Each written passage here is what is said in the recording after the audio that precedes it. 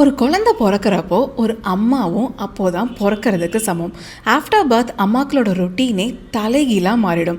வீடு, ஆஃபீஸ் எல்லாத்தையும் மேனேஜ் பண்ணுறதுக்குள்ள இந்த குழந்தைங்க எப்போடா பெருசாவாங்கன்னு கூட தோணும்.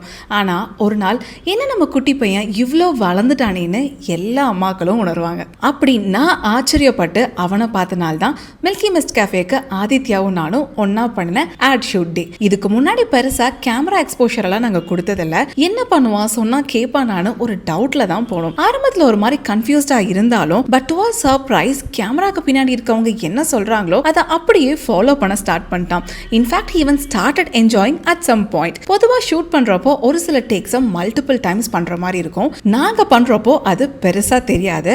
ஆதித்யாவை ஒரு சில இடங்கள்ல சீனை ரிப்பீட் பண்ண சொன்னப்போ அவனும் அதை அப்படியே பண்ணிட்டு இருந்தான். But that moment actually break my heart. ஒரு பக்கம் it is a part of the work தான் புரிஞ்சாலும் இந்த குட்டி பையனுக்கு எப்படி இதெல்லாம் தெரியுது, அவன் எப்படி இதெல்லாம் பண்றான்னு ஒரு மாதிரி மிக்ஸ்டு எமோஷன்ஸா இருந்தது. அப்போதான் ரியலைஸ் சம்திங். ஸோ நம்ம தான் எல்லாத்தையும் அவங்களுக்கு சொல்லி தரோம்னு நினைச்சிட்டு இருக்கோம்.